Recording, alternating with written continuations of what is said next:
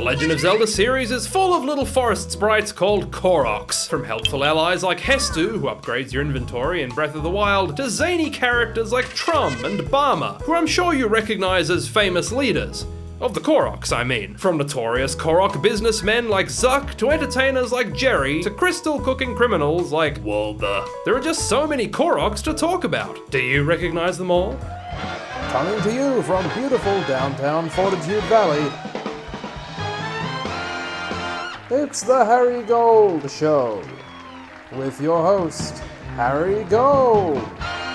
Good evening, ladies and gentlemen, And welcome to the program. Uh-oh. I'm small in the corner again. and that can only mean one thing.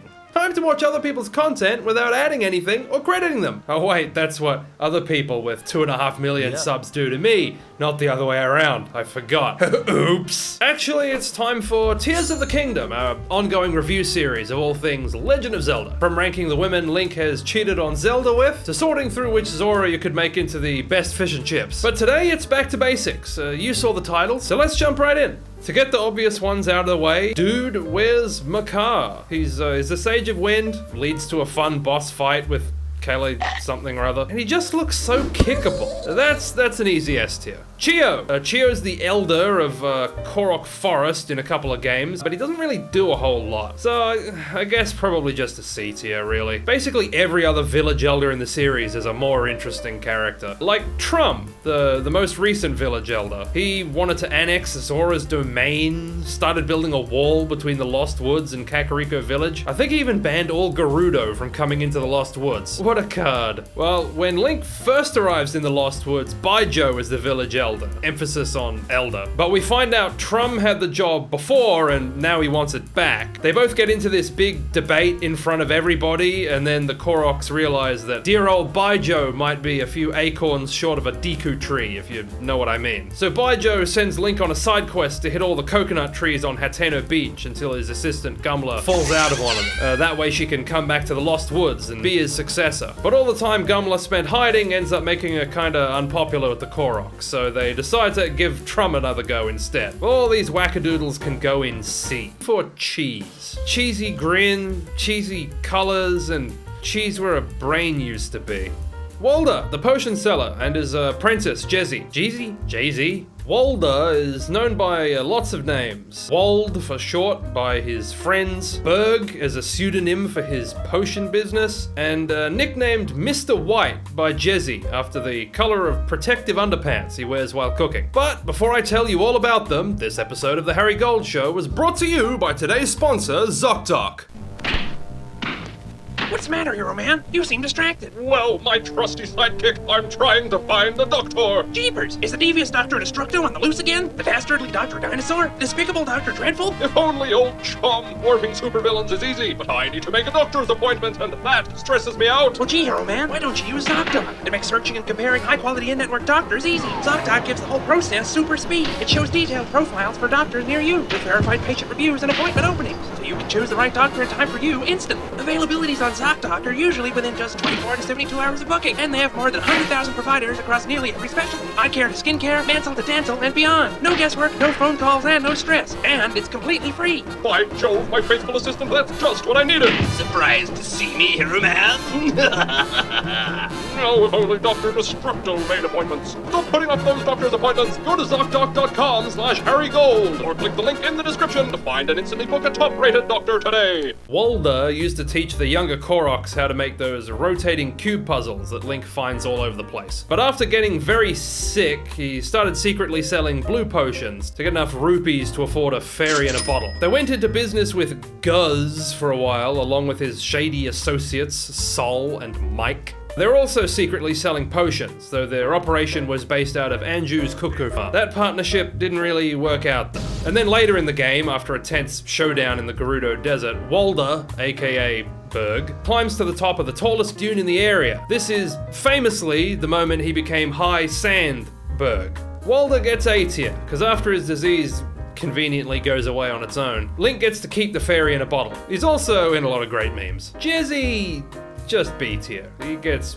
bumped down because the post-game side quest solely about him really didn't add much to the story. Soul gets S tier, and not just because his name starts with the letter S. Honestly, when Nintendo said he'd be featured more heavily in the sequel, I really didn't think there was enough to his character to make it work, but they really pulled it off. Bravo, Aonuma. Yeah, by the same token, Guz and Mike can go right into A tier. Gordo, the village cook, and he also moonlights as a sorcerer, so he does a lot of cursing and tries to turn Link into a donkey. An odd tidbit is he's pretty friendly in the PAL version that released in the UK, but much more abrasive in the US's NTSC release. I really don't know what's up with that. However, I don't care what the namby-pambies on the internet say. Angry American Gordo is B tier, and Wimpy Brit Gordo gets D tier. Here's a pair of characters that like to yap. A lot of fans of the series tend to mix these two up with each other.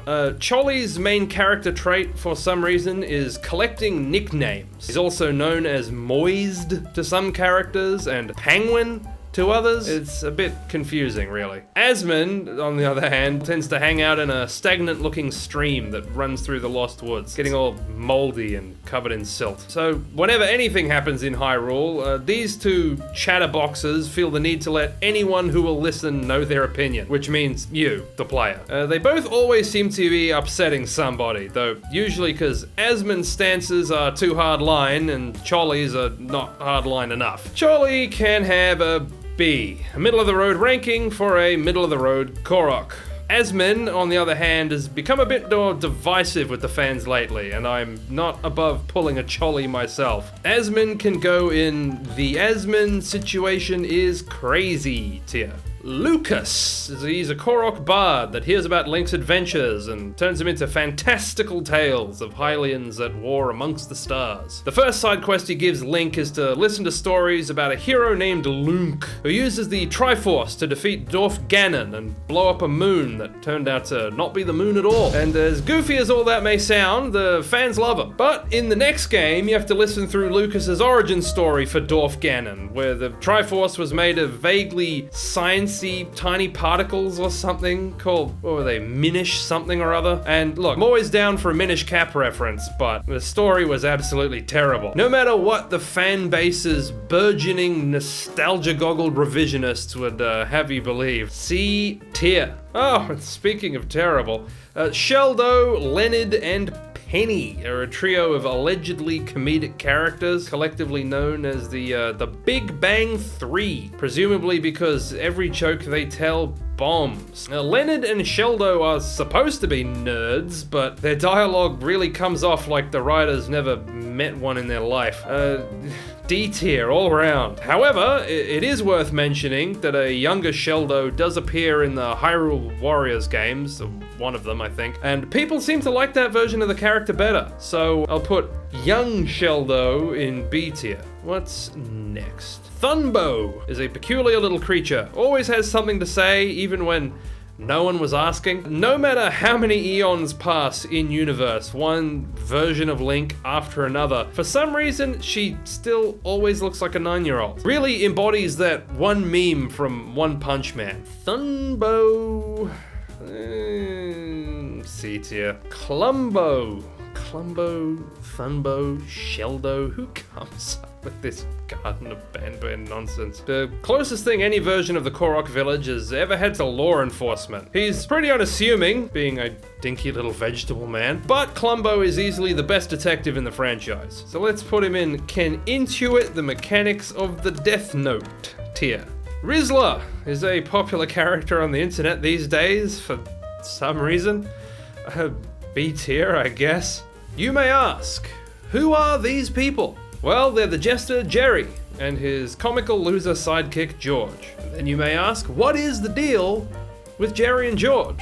Well, according to the Zelda wiki, Jerry put on the same comedy show for 10 years, making jokes about forks and dentists, and the Koroks ate it up. Well, you may say, that sounds like a comedy show about nothing. To which I would add, not that there's anything wrong with that. George can go in C tier and Jerry in B tier. Not the letter, the insect.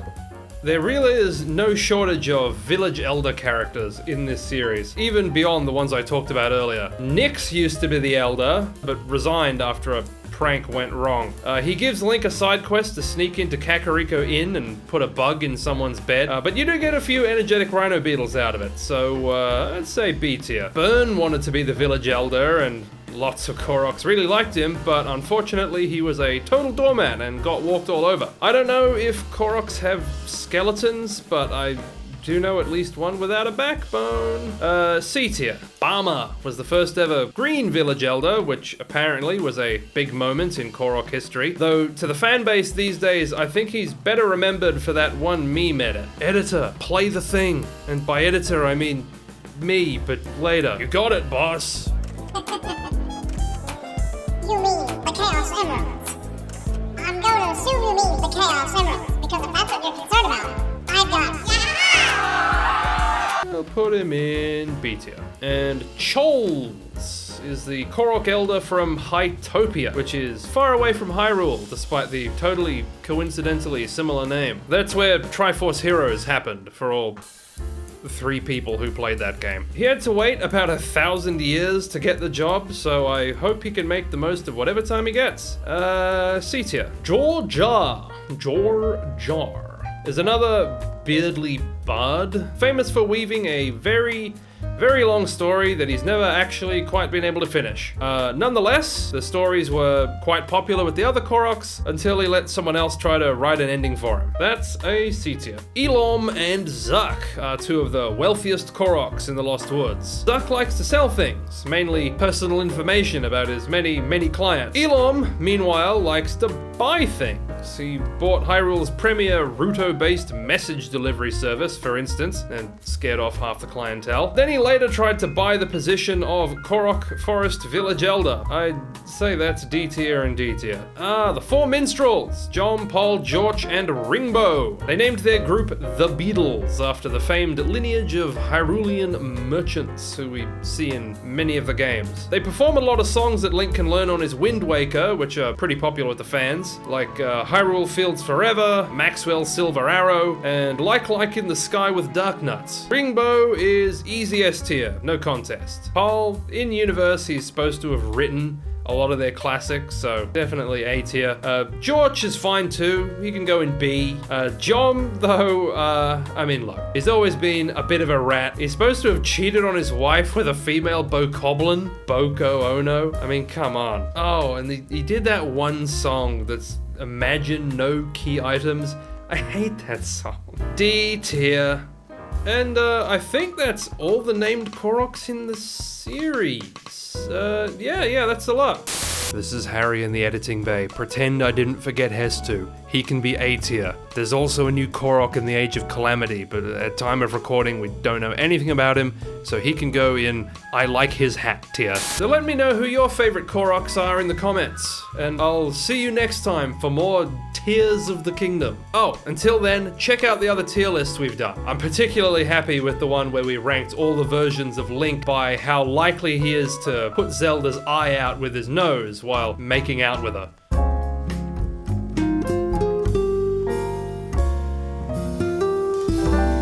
Let's play a game. I'll draw someone famous, and 3 people that guess who it is in the comments get a shout out in the next episode. If your guess last time was actor Timothée Chalamet, then you are absolutely correct. Timmy's rule from the Wheel of Winners is... the first 3 correct guesses with a clippy profile picture. Where there's Will's Goobert, there's a way, so it's no wonder he came first. Bacon Guy's second editor turned out to be Bacon Guy's second place editor. And Hamman6920 smoked the competition, landing third. Well done, everyone. Thanks for playing. The eyes on this week's subject are large and intense, like 2 uncut wheels of Limburger cheese. Their upper lip is so long, you'd think it was written by Leo Tolstoy himself. And this individual's forehead is so monumentally tall that their scalp is at significant risk of becoming a hotspot for base jumpers. Now who could this be?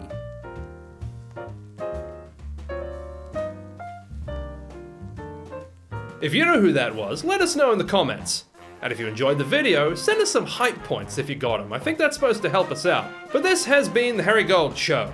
So until next time, stay safe, and God bless.